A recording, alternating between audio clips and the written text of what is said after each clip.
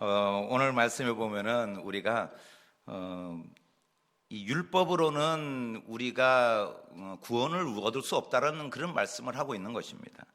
오늘 말씀에 보면은 우리가 하나님의 심판을 이야기하면서 19절 말씀에 우리가 알거니와 무릇 율법이 말하는 바는 율법 아래에 있는 자들에게 말하는 것이니 이는 모든 입을 막고 온 세상으로 하나님의 심판 아래에 있게 하려 함이라, 이렇게 말씀하고 있습니다.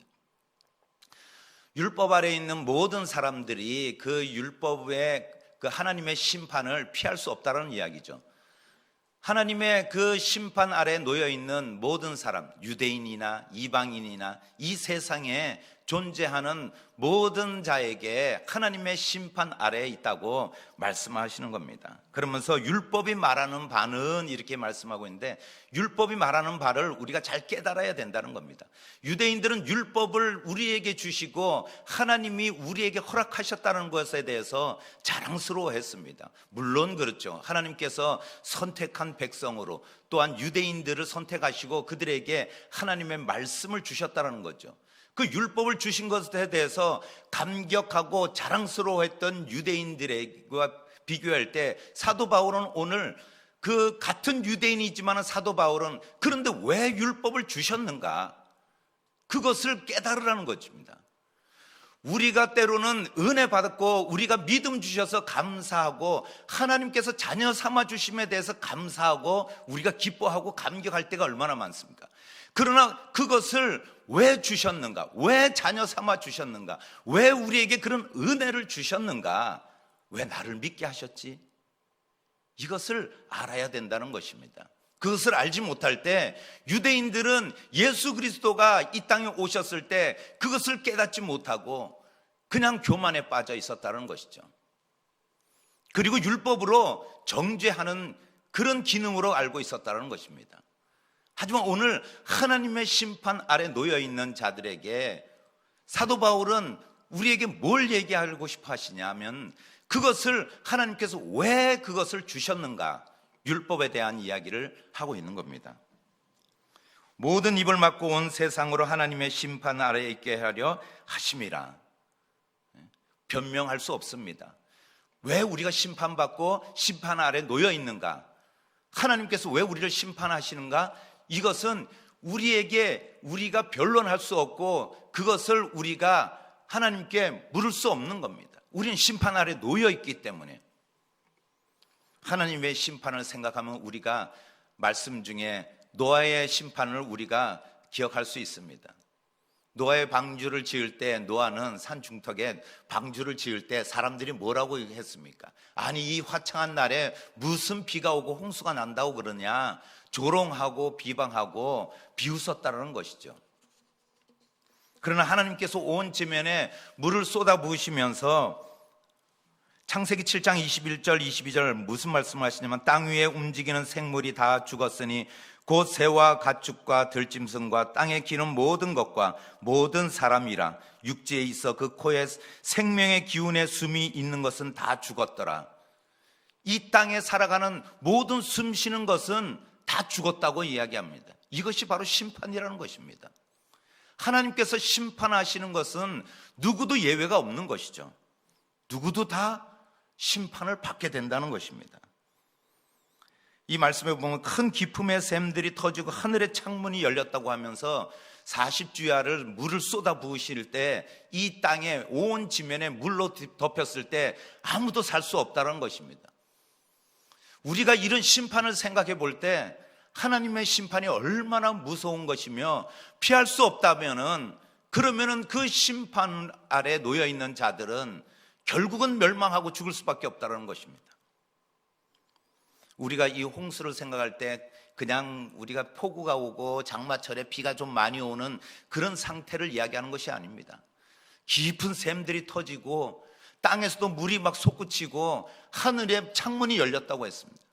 그 쏟아지는 물을 감당할 수 없었던 것입니다.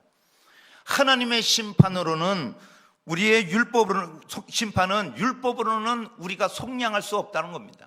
우리의 죄를 사함을 받을 수가 없습니다. 오직 율법의 중요한 기능은 우리의 죄를 깨닫게 하신다고 말씀하고 있습니다. 그래서 율법에 의해 이르지 못하기 때문에 하나님께서 그 한 가지 방법을 지금 제시해 주는 것이 바로 무엇이냐? 바로 그것이 이신득의, 믿음으로 구원받을 수 있다. 이 이야기를 사도 바울이 제시하는 겁니다. 하나님의 심판 아래 놓여 있지만 우리가 한 가지 방법이 있다. 그것이 뭐냐면 우리가 예수 그리스도를 믿음으로 우리는 구원을 받을 수 있다라는 것을 지금 이야기하고 있습니다. 그러면서 사도 바울이 22절에 뭐라고 이야기하냐면 하나님의 의에 대해서 그것을 설명하고 있습니다. 22절 함께 읽어보겠습니다. 시작. 곧 예수 그리스도를 믿음으로 말미암아 모든 믿는 자에게 미치는 하나님의 의인이 차별이 없느니라. 아멘. 하나님의 의인은 차별이 없다고 이야기하고 있습니다. 그러면서 21절에 두 가지를 전제하고 있습니다. 21절에 이제는 율법 외에 하나님의 한 의가 나타났으니 율법과 선지자들에게 증거를 받은 것이라. 첫째는 율법과 무관하다는 것입니다. 율법 외에 이 단어에는 율법과 무관하다는 것입니다. 루터는 율법의 조력 없이 우리가 하나님의 의에 이룰 수 있다는 겁니다. 즉 하나님의 의는 율법에서 비롯되지 않았음을 이야기하고 있고 강조하는 것입니다. 율법 외에 다른 방법이 바로 예수 그리스도를 믿음으로 말미암아, 예수 그리스도를 믿음으로 말미암아 우리가 의에 이룰 수 있다는 것입니다. 두 번째는 율법과 선지자들에 의해 입증이 되었다고 이야기하고 있습니다. 율법과 선지자들에게 증거를 받은 것이라. 율법과 선지자는 구약의 말씀을 이야기하고 있습니다. 구약에 이미 많은 그 말씀을 통해서 하나님의 의를 드러낸다는 것입니다. 노아의 방주에 탈 수 있었던 노아의 가족들은 왜 노아의 가족들만 그 방주에 탈 수 있었나요? 그것은 노아와 가족들의 그 의에 믿음으로 인했던 것입니다. 아브라함이 의롭다 하심을 받은 것도 바로 믿음 때문입니다. 우리가 의롭게 될 수 있는 것도 바로 믿음이 있기 때문에 우리가 성도라는 칭함을 받고 하나님의 자녀 삼아 주신 것입니다. 이것은 우리가 주님을 시인하고 우리가 입으로 시인하고 마음의 의에 이르는 것입니다. 그렇기 때문에 우리가 믿음을 갖고 있는 것이 얼마나 중요한가. 로마서 1장 17절 말씀에도 오직 의인은 믿음으로 말미암아 살리라. 이 말씀도 하박국에서 이미 말씀했던 그 말씀이 신약에서 말씀하고 있는 것입니다. 예수님께서 마태복음 5장 17절 말씀에 이렇게 말씀하고 있습니다. 내가 율법이나 선지자를 폐하러 온 줄로 생각하지 말라. 폐하러 온 것이 아니요 완전하게 하려 함이라. 예수님도 이 땅에 오시면서 율법이나 선지자를 폐하러 오신 것이 아니라 완전하게 하시기 위해서 오셨다는 사실을 우리가 기억해야 합니다. 유대인들은 당시에 율법에 대한 오해가 바로 여기서 오해가 있다는 것입니다. 하나님의 의에 이르는 통로로 율법으로 인해서 우리가 의에 이룰 수 있다고 생각하고 하나님의 구원에 이룰 수 있다고 생각했던 것입니다. 그러나 결코 율법으로 우리가 율법을 다 지킬 수 없다는 것은 누구나 다 알고 있습니다. 그러나 유대인들은 그래도 지킬 수 있다고 그 확신을 가지고 우리는 이방인과 다르다고 생각한 것입니다. 왜냐하면 하나님이 우리에게 율법을 허락하셨기 때문에 구원은 우리에게만 있다고 생각했습니다. 이것이 바로 유대인들의 오류라는 거죠. 예수 그리스도께서 그래서 이 땅에 오시면서 우리 인간이 다 죄 아래에 있기 때문에 그 구원에 이룰 수 없는 우리에게 하나님의 공의로우신 그 의를 우리에게 허락하신 것은 오직 예수 그리스도를 믿음으로, 이신득이 믿음으로 이룰 수 있다는 길을 제시해 주는 것입니다. 그렇지 않고는 결코 우리도 이 땅에서 그 심판을 면할 수 없습니다. 노아의 방주에 노아의 가족들이 구원을 얻을 수 있었던 것은 그 노아의 가족들이 율법을 다 지켜서가 아니라 그들이 하나님의 의로운 것으로, 하나님 의로운 자들로 하나님이 인정하셨기 때문에, 그런데 그 의에 이를 수 있는 것은 우리가 예수 그리스도를 통해서 의에 이를 수 있다는 것입니다. 예수 그리스도의 바로 구속 사역입니다. 예수 그리스도가 이 땅에 오신 목적이 바로 우리에게 믿음을 주시고 의에 이르게 하시기 위해서 대속물로 이 땅에 오셨다는 것이죠. 그것이 바로 선지자들에게 이미 증거되었다는 것은 구약의 많은 예언들과 그런 그 예표로 나타나기 때문에 우리는 구약을 통해서 또한 신약까지 오면서 그 말씀 속에서 예수 그리스도를 발견하게 되는 것입니다. 믿음으로 하나님의 의에 이르고 구원에 이르는 모든 성도님들 되시기를 축복드립니다. 마지막으로 우리가 하나님의 은혜라는 것입니다. 24절 말씀에 그리스도 예수 안에 있는 속량으로 말미암아 하나님의 은혜로 값없이 의롭다 하심을 받은 자가 되었느니라. 예수 그리스도가 하나님의 은혜라는 것이죠. 예수 그리스도의 십자가의 속량이 바로 하나님의 은혜라는 겁니다. 하나님의 은혜는 예수 그리스도를 통해서 우리 가운데 찾아오신 것입니다. 우리가 어떤 때는 그렇게 이야기합니다. 우리가 은혜 받았다고 이야기하면서 그래도 우리가 은혜 가운데 그리고 우리가 은혜 충만하다고 우리가 이야기할 때가 얼마나 많은지 모릅니다. 그러나 예수 그리스도의 그 속량하심을 우리가 진정으로 믿는다면은 우리가 힘들고 어려울 때는 우리의 입술에 은혜가 떨어진다고 그래요. 어느 때는 김 집사가 나에게 그냥 짜증내고 화내고 이럴 때는 내가 그 집사 때문에 내가 은혜 떨어진다고 이야기하기도 해요. 교회 안에 왜 이렇게 은혜가 없어? 이렇게 이야기하기는 합니다.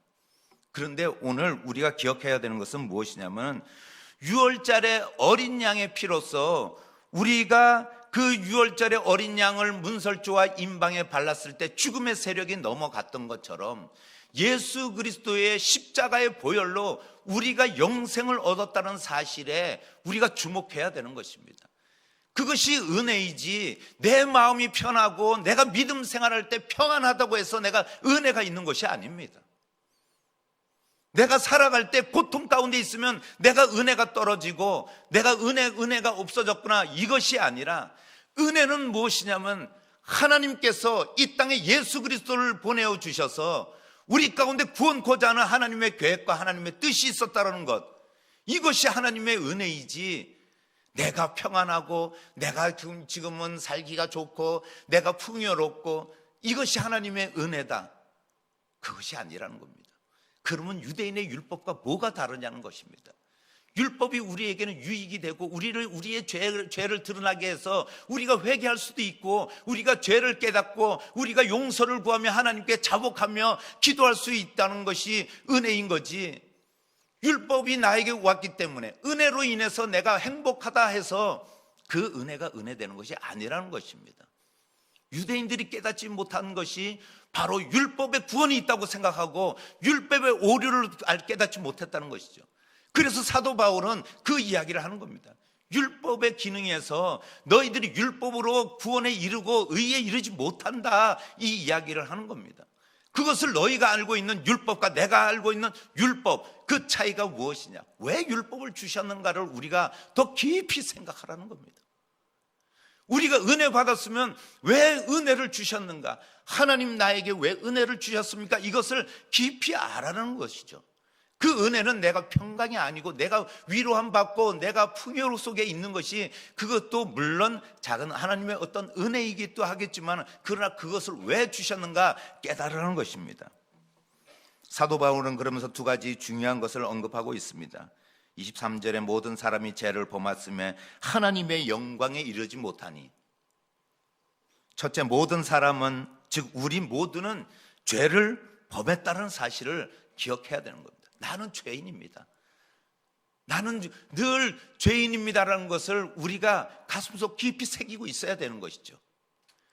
그것이 우리 가슴속에 새겨 있지 않으면 교만에 빠지고 우리는 늘 다른 사람을 정죄하고 우리가 주님을 바라보지 못하게 되고 세상의 것을 바라보게 되는 것입니다.